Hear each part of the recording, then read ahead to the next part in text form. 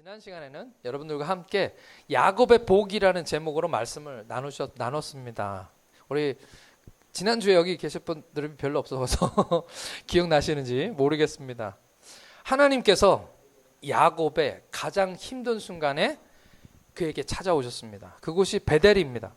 그리고 하나님께서 야곱에게 그냥 일방적으로 복을, 약속을 부어주다시피 하셨습니다. 그게 지난주에 주신 말씀입니다. 그 약속이 뭐였냐면, 첫 번째, 내가 이 땅, 네가 자고 있는 이 땅을 너와 네 자손에게 주겠다. 그게 첫 번째 약속이고요. 두 번째, 네 자손을 땅의 먼지처럼, 땅의 티끌처럼 많아지게 해서 퍼져나가게 하겠다.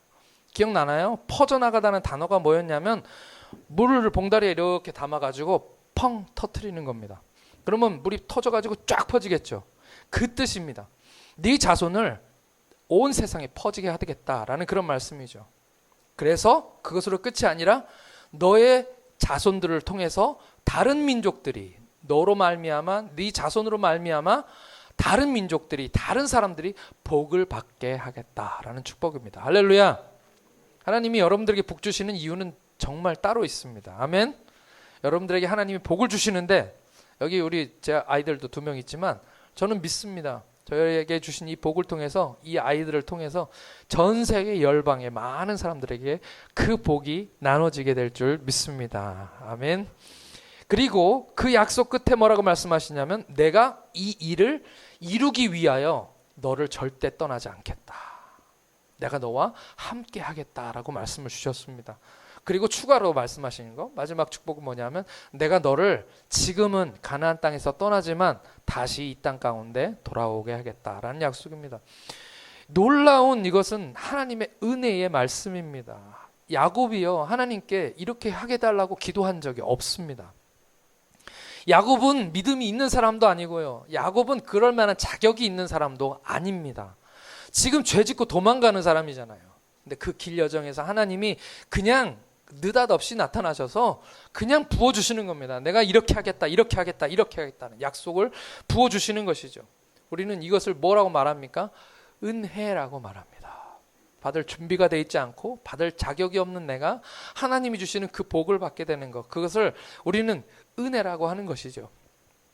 야곱은 지난 시간에 말씀드렸지만 다른 복들을 찾았습니다.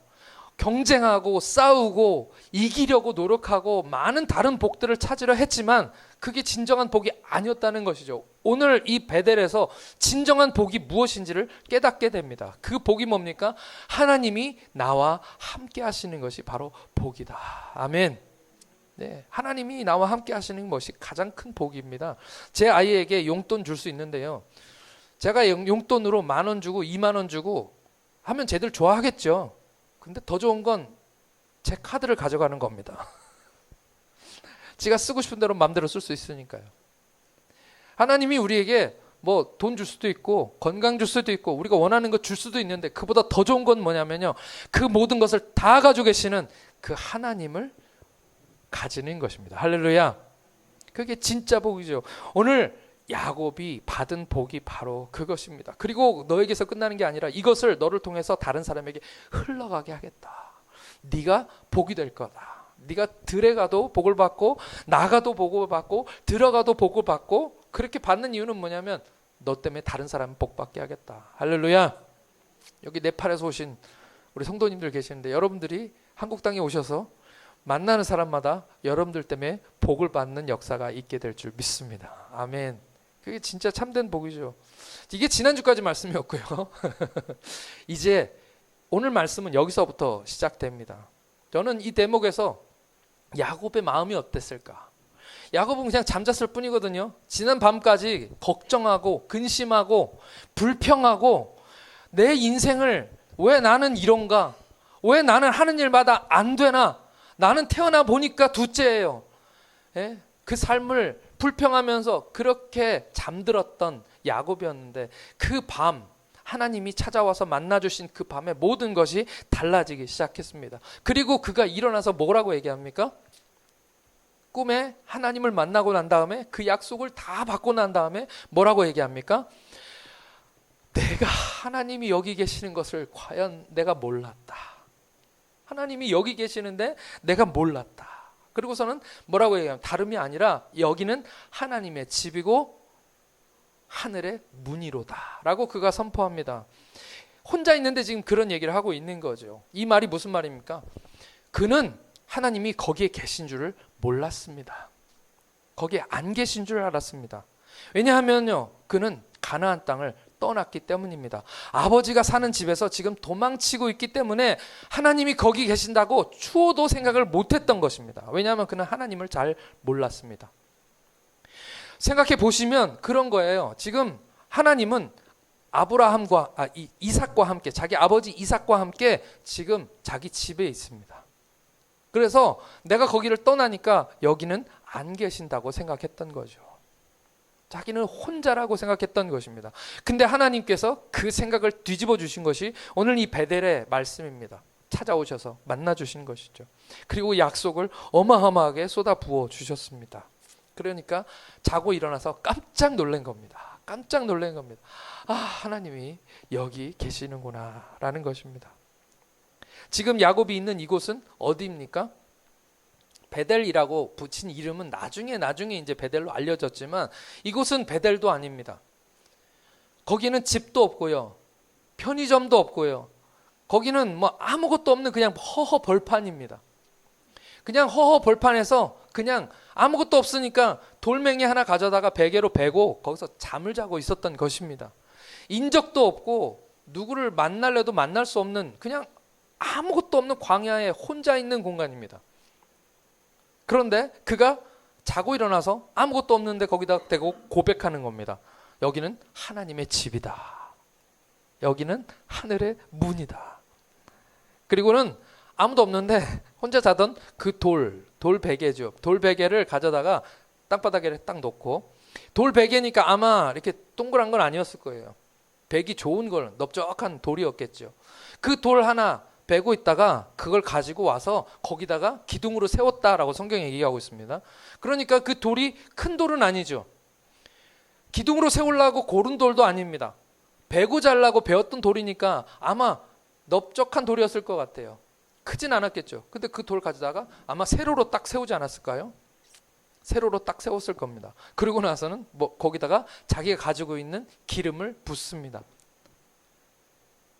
누가 본 사람도 없고 지금 혼자만 자고 일어나다가 자다가 벌떡 일어나서 무릎 한번 치고 한숨 몇 번 쉬더니 갑자기 돌 가져다가 기름 붓고 거기다가 이제 혼자 이짓을 하고 있는 거예요. 얼마나 보기에 우습습니까? 저는 생각할 때는 되게 웃겼을 것 같아요. 자다 말고 벌떡 일어나서 기름 붓고 이 모든 일을 다 하고 그렇게 있는 거죠. 여기 이 기름은 뭐였을까요? 이 야곱이 이 기름병을 어디서 났을까요? 이쪽 지방의 사람들은 기름병 하나씩 다 들고 다니나요? 아니죠. 기름병은 아마도 급하게 집을 떠나서 도망 나올 때 엄마가, 이 야곱을 특별히 사랑했던 엄마가 뭐 챙겨줄 건 없고 들고 갈 수도 없으니까 그냥 집에 있던 기름병 하나 챙겨서 보내준 겁니다. 이 기름병을 뭐에 쓰라고 보냈을까요? 아무것도 없으니까 기름병 준 건데 급할 때 이 기름병을 돈처럼 사용해라 라고 비상금으로 준 게 아닐까요? 그랬겠죠. 그러니까 이 기름병이라는 거는 사실 지금 그가 가진 전 재산입니다. 그가 가진 건 이 기름병 하나밖에 없는 거죠. 그리고서 거기다가 다 부어버립니다. 얼마나 우습습니까? 아무것도 없는데 그냥 기름병 가진 거 다, 전 재산을 다 부어버린 거죠. 예수님 시대에 예수님이 계셨을 때 옥합을 깨트린 여인이 있었습니다. 그 여인은 사람들이 다 죄인이라고 알고 있는 그 여인이었어요. 그 여자가 혼자 벌어서 시집 갈 때 쓰려고 아마도 기름병이죠. 향수일 겁니다. 향이 많이 나는 기름. 그 기름을 모아놨는데 예수님 만나고 예수님 발에다 그걸 다 부어버립니다. 그랬더니 수군거리기 시작합니다. 사람들이 저 여자 왜 저래? 왜 저래? 어떤 사람은 예수님의 제자들 중에서 어떤 사람은 왜 그걸 거기다가 다 버려서 허비하느냐, 낭비하느냐 이렇게 얘기합니다. 뭐 따져보면 그 말이 맞죠. 그거 다시 못 쓰잖아요. 그거 뭐 다시 담을 수도 있는 것도 아니고. 그 비싼 것을 1년 동안 품삯을 모아야 모을 수 있는, 한 푼도 안 쓰고 모아야 모을 수 있는 그 값진 기름을 다 예수님 발에 부어버렸습니다. 그러니 버렸다라고 생각하는 사람들이 있는 거죠. 야곱도 마찬가지입니다. 지금 가진 거라고는 그 기름병 하나밖에 없는데 그걸 다 버려버린 것입니다. 누가 봤으면 미쳤다고 하겠죠. 예. 하지만 야곱 입장에서 생각해 봤을 때 야곱은 평생 지금까지 살아오면서 그렇게 진지했던 적이 한 번도 없었습니다. 그 인생에 이렇게까지 진심이었던 적이 한 번도 없었던 것이죠. 그리고 그곳을 베델이라고 선언합니다. 저는 이거 생각할 때마다 웃겨요. 예? 자다가 일어나서 이 땅은 이제 베델이야 이러는 겁니다. 제가 만약에 자다가 여기 벤치에 누워서 잠자다가 벌떡 일어나서 아, 여기는 이제 둔포가 아니다. 이제부터 강남이다. 라고 제가 선포하면 누가 듣기나 하겠습니까? 제가 여기가 강남이라고 얘기한다고 이 동네가 강남 됩니까? 아니죠. 근데 그 시절에 지금 아무도 듣지 않는데 혼자 중얼중얼 하면서 지금 이 얘기를 하고 있는 것입니다. 그리고서 서원합니다. 이 서원이라는 말은 맹세입니다. 맹세. 그가 하나님과 혼자 약속하는 겁니다. 난 절대 이것은 지키겠습니다. 맹세. 그 맹세가 오늘 말씀입니다. 오늘 20절과 21절 말씀 같이 함께 읽겠습니다. 20절과 21절 다 같이 시작. 야곱이 서원하여 이르되 하나님이 나와 함께 계셔서 내가 가는 이 길에서 나를 지키시고 먹을 떡과 입을 옷을 주시어 내가 평안히 아버지 집으로 돌아오게 하시오면 여호와께서 나의 하나님 되실 것이요. 첫 번째 그가 했던 맹세는 뭐냐 하면은요, 여호와 하나님은 나의 하나님 되실 것입니다. 무슨 말입니까? 이전까지 이 야곱에게는 하나님이 내 하나님이 아니었다는 말입니다. 그 전까지 하나님은 야곱의 하나님이 아니었습니다. 그러면 야곱은 하나님을 어떻게 생각하고 있었을까요? 성경에 나옵니다. 내 조상 아브라함의 하나님, 이삭의 하나님. 네. 자기 하나님이 아니고 우리 할아버지의 하나님, 우리 아버지의 하나님. 그러니까 그 아버지의 하나님을 가나안에 놓고 온 겁니다. 그렇게 생각했던 거죠. 그런데 오늘 여기에서 나의 하나님이라고 그가 고백합니다. 여러분은 누구의 하나님을 믿으십니까? 우리 아버지가 믿었던 우리 아버지의 하나님. 어떤 사람은 우리 교회 목사님 때문에 나갑니다.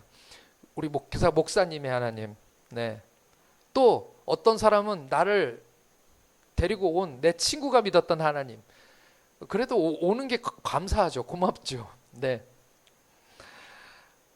저는 우리 어머니한테 제가 어렸을 때 어머니가 교회 안 가면 때렸어요. 교회 안 가면 매 맞았습니다. 그래서 매 안 맞으려고 교회를 나왔습니다. 그리고 교회를 계속 나갔는데 청소년 시절에는 10대 때는 교회 이쁜 자매가 하나 있는데 걔가 너무 이뻐가지고 그 여자친구 보려고 교회를 나갔었습니다. 제 하나님이 아니었죠. 근데 어느 날 느닷없이 야곱처럼 하나님을 만났습니다. 하나님을 만나고 난 다음에 제가 하나님께 나의 하나님입니다. 당신은 나의 하나님입니다. 라고 고백하게 되었죠. 여러분은 어떻습니까? 하나님께서 이스라엘 백성들을 애굽에서 인도해낸 이유가 있습니다. 하나님이 이스라엘 백성들을 애굽에서 출애굽시키셨죠. 이유가 있다고 말씀하시는데 레위기 11장 45절 말씀입니다. 함께 같이 읽겠습니다. 레위기 11장 45절 말씀. 레위기 11장 없어요? 제가 읽어드릴게요. 나는 너희 하나님이 되려고. 네? 있어요? 네. 한번 같이 읽겠습니다. 시작. 나는 너희 하나님이 되려고 너희를 애굽 땅에서 인도하여낸 여호와라. 내가 거룩하니 너희도 거룩할지니라. 뭐 하려고 애굽 땅에서 인도했다고요? 너희의 하나님 되려고. 아멘. 하나님이 원하시는 것이 바로 그겁니다. 우리의 하나님 되시는 것이 하나님이 원하시는 일이십니다. 레위기 26장 2절도 똑같이 말씀하십니다. 제가 읽어드리겠습니다. 나는 너희 중에 행하여 너희 하나님이 되고 너희는 내 백성이 되리라. 네, 이것이 하나님의 소원이고 이것이 하나님이 제일 좋아하시는 것입니다. 그런데 오늘 야곱이 하나님을 만나고 나서 뭐라고 고백합니까? 여호와 하나님은 영원히 나의 하나님 되실 것입니다. 하나님을 소유하시는 여러분들 되시기 축복합니다. 하나님이 여러분의 하나님 되시고 싶어 하십니다. 여러분 인생 가운데 나의 하나님이 되시고 싶어 하시는 것이죠. 그렇게 고백하시는 저와 여러분 되시기를 축복합니다. 도마가 있습니다. 도마, 예수님의 제자 중에 하나죠. 그 도마는 의심이 많았습니다. 그 의심 많은 도마가 예수님이 부활했다는 소문을 들었는데도 안 믿습니다. 나는 못 믿어. 나는 예수님 옆구리에 손 넣어볼 때까지는 나는 못 믿어. 이렇게 얘기했습니다. 그 말을 아시고 예수님께서 찾아오십니다. 예수님께서 뭐라고 말하세요? 도마야, 너 손 넣어봐. 옆구리 손 넣어봐. 내 손 자국 못 자국 만져봐. 도마가 만질 수 있었을까요? 못 만졌죠. 못 만졌죠. 그러나 거기서 뭐라고 고백합니까? 우리 한번 읽어보겠습니다. 요한복음 20장 28절입니다. 요한복음 20장 28절 시작. 도마가 대답하여 이르되 나의 주님이시요 나의 하나님이시니이다. 아멘. 아멘. 하나님은 우리의 하나님 되시기를 원하십니다. 할렐루야. 다 같이 따라하겠습니다. 하나님은 나의 하나님입니다. 두 번째 그가 서원한 맹세가 무엇입니까? 22절 말씀입니다. 다 같이 읽겠습니다. 시작. 내가 기둥으로 세운 이 돌이 하나님의 집이 될 것이요 하나님께서 내게 주신 모든 것에서 10분의 1을 내가 반드시 하나님께 드리겠나이다. 두 번째 그가 하나님께 맹세했던 것은 뭡니까? 여기는 하나님의 집이 될 겁니다 라는 맹세입니다. 뭘까요? 왜 야곱은 이 말을 했을까요? 여기다가 하나님의 집을 세우겠다는 뜻입니까? 뭐 그럴 수 있습니다. 은혜 받았으니까 하나님 주신 게 감사하니까 거기다 나 여기다 하나님 집 짓겠습니다 라고 얘기했을 수도 있습니다. 근데 가만히 성경을 읽어보면 야곱은 이 베델에다 집을 짓지 않았습니다. 이 말이 무슨 말이었을까요? 약속해놓고 안 지켰던 건가요? 네? 그런데 그가 나중에 다시 바다나람에서 돌아오게 되었을 때 이 베델에다가 단을 쌓고 하나님께 예배를 드립니다. 그의 마음은 뭐였냐면 하나님의 전, 하나님의 집은 하나님께 예배하는 장소입니다. 할렐루야. 그러니 그가 뭐를 약속한 겁니까? 나는 하나님을 예배하겠습니다. 지금 이곳은 허허벌판이고 집도 없고 아무것도 없습니다. 그러나 나는 이곳에서 나와 함께 하신 하나님께 예배하겠습니다 라는 뜻입니다. 그러니까 무슨 말입니까? 지금 하나님이 내가 있는 이곳에서 하나님은 예배하기를 원하신다는 것이죠. 저는 오늘 우리 성도들 중에 우리 성도가 많지는 않지만 뭐 포항 가신 분도 있고 또 멀리 가신 분들이 계십니다. 저는 그곳에서도 하나님을 예배하면 하나님은 기뻐 받으십니다. 할렐루야. 내가 있는 이곳에서, 왜냐하면 내가 있는 이곳에 하나님이 나와 함께 하시니까요. 우리 일상의 삶 가운데서도 예배하는 삶을 사시는 것이 하나님이 기뻐하시는 일입니다.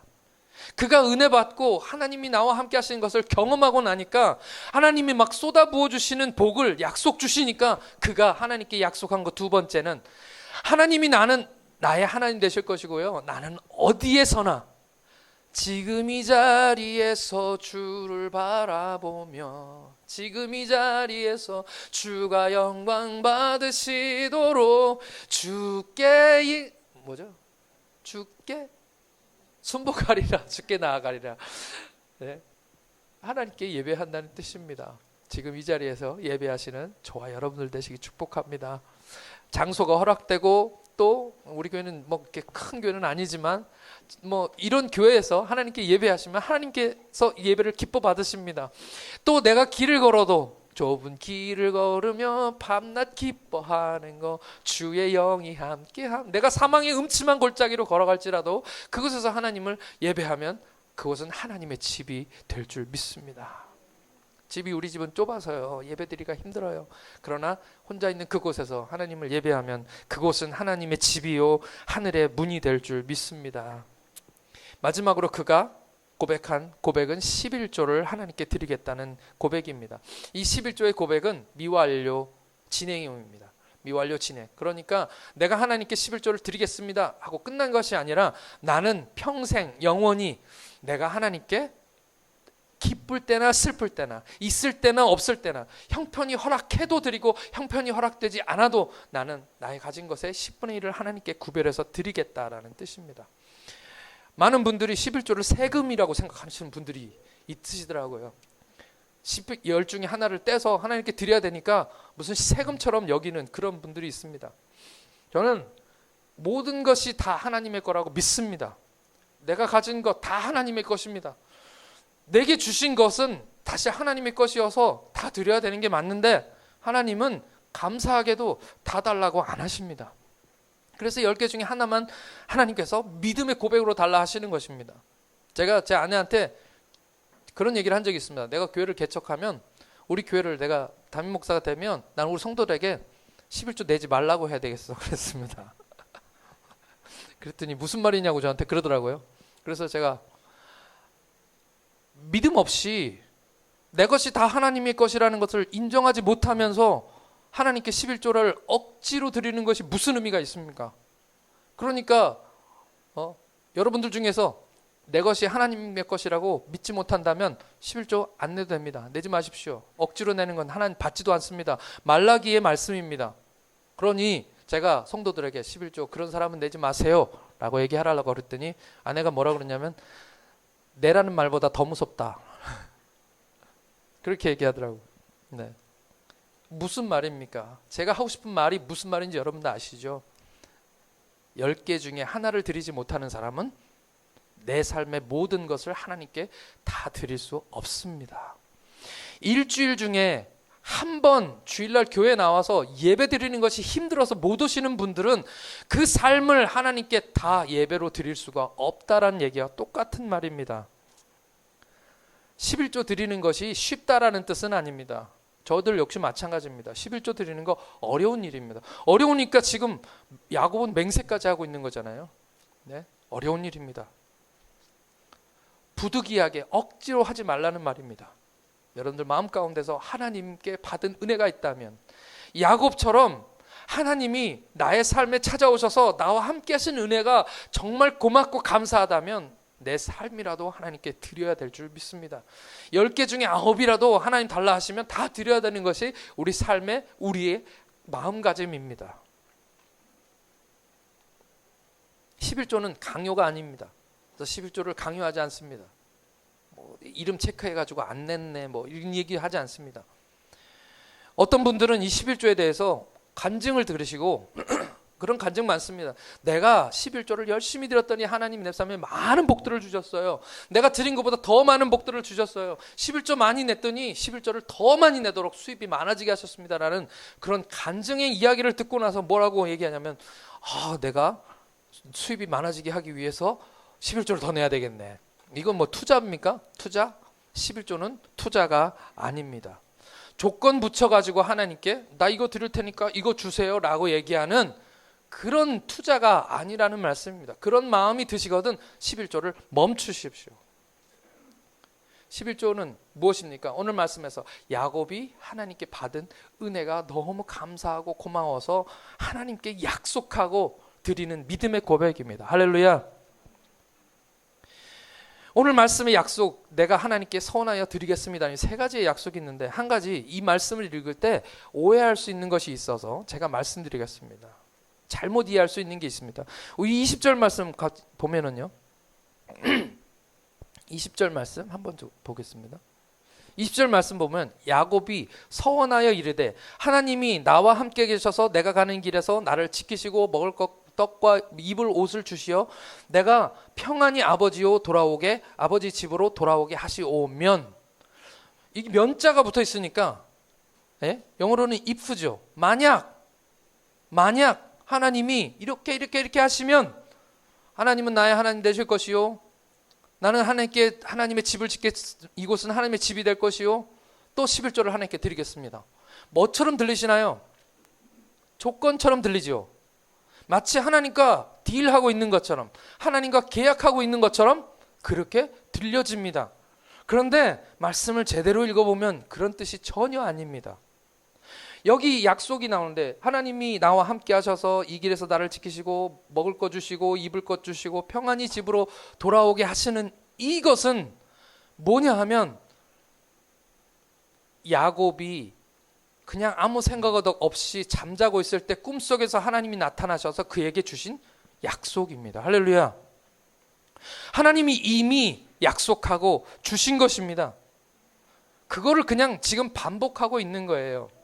그러니 하나님 이거 해주시면 나 이거 하겠습니다라는 약속이 아닌 거죠. 이미 하나님은 야곱에게 그냥 부어주듯이 나는 너가 이렇게 하도록 하겠다 라고 조건 없이, 아무런 조건 없이 그냥 자격 없는 야곱에게 그 약속을 부어주셨습니다. 야곱은 지금 무엇을 하고 있습니까? 야곱은요 그 말씀을 믿었습니다. 할렐루야. 하나님 말씀은 없어지지 아니한다고 우리에게 말씀하시는 것입니다. 하나님은 듣든지 아니 듣든지 지금 야곱에게 그 복을 주시는 것입니다. 내가 너 이렇게 할게 라고 하나님 말씀하시는데, 하나님이 하시는 말씀이잖아요. 하나님이 거짓말 하십니까? 하나님이 공치사 하십니까? 하나님은 그냥 안 들어주실 거면서 하시는 말씀이 아닙니다. 하나님 말씀은 진실입니다. 하나님 말씀은 그 입에서 말씀이 떨어지는 순간 그것이 진리가 되고 사실이 되고, 하나님은 그냥 그것을 딱 정하시는 것입니다. 할렐루야.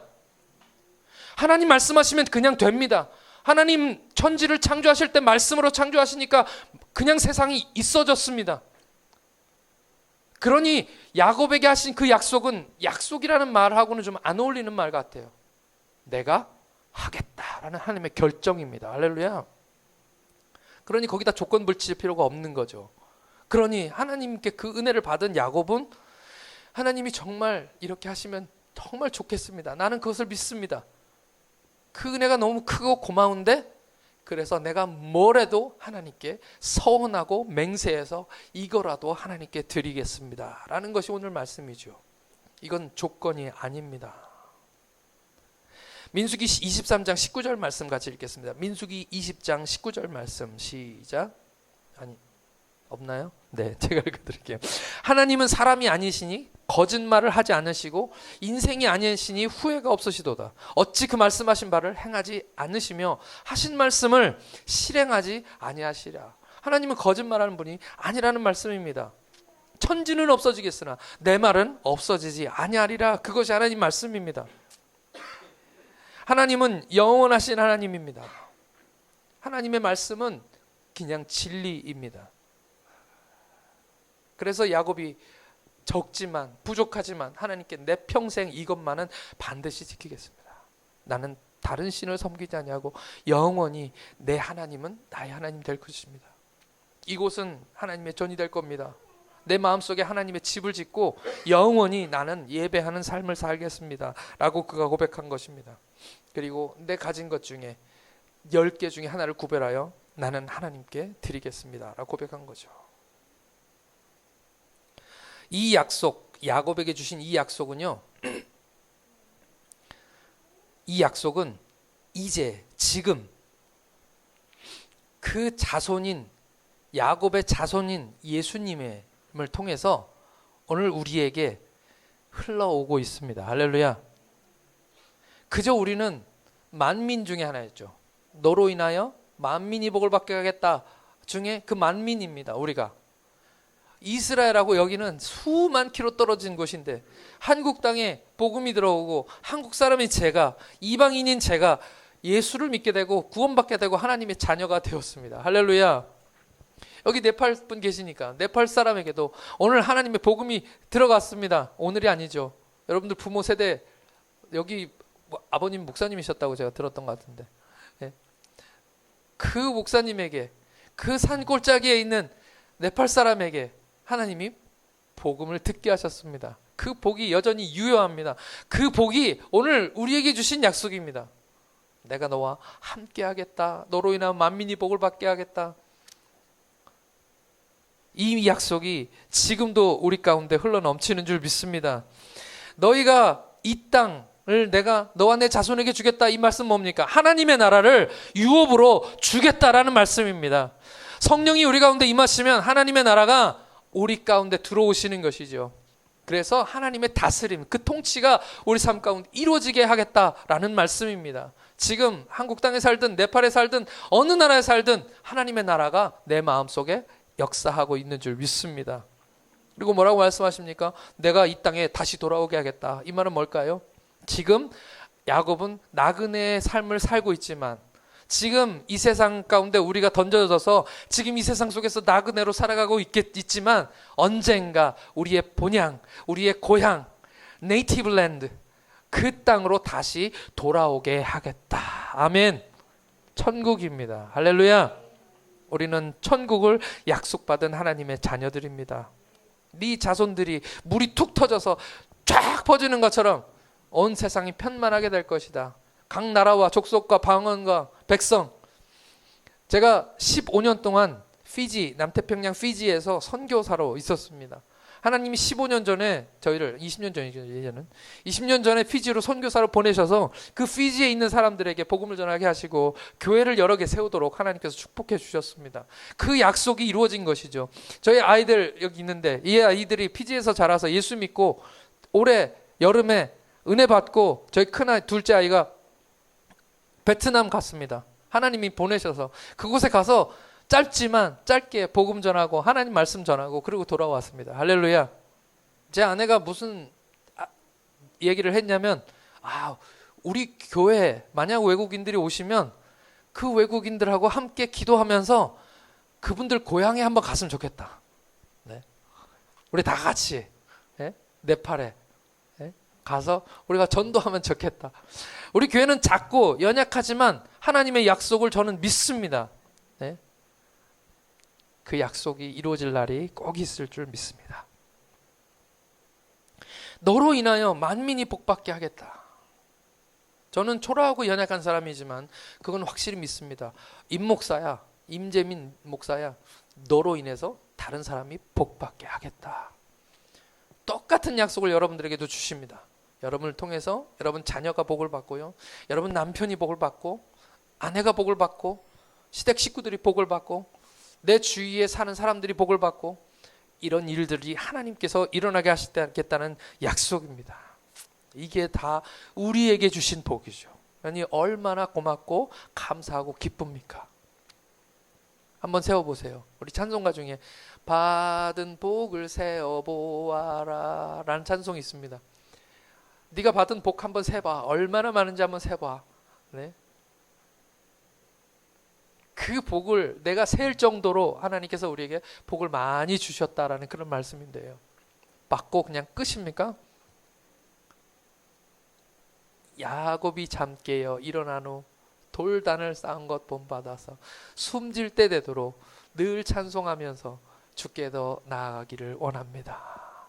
이제는 내가 하나님께 약속할 차례입니다. 내가 하나님께 서원할 차례입니다. 제가 강요하지 않습니다. 여러분들 은혜가 여러분 가운데 임하시면 하나님, 나는 뭘 서원할까요? 우리 한국 사람들은 주일 성수에 목매는 사람들인데요, 주일날마다 안 빠지고 교회 나와서 나는 평생 하나님께 예배하겠습니다. 그 약속인 것이죠. 그것도 우리가 할 수 있는 약속 중에 하나일 겁니다. 11조 하나님, 내가 적은 소득이라도 그걸 가지고 하나님께 드리겠습니다라는 약속할 수 있죠. 또 뭡니까? 내 자녀를 믿음으로 키우겠습니다. 기도로 키우겠습니다. 이것도 하나님께 드릴 수 있는 약속일 것입니다. 그 약속을 하시는 저와 여러분들 되시기 축복합니다. 이 시간 기도하겠습니다.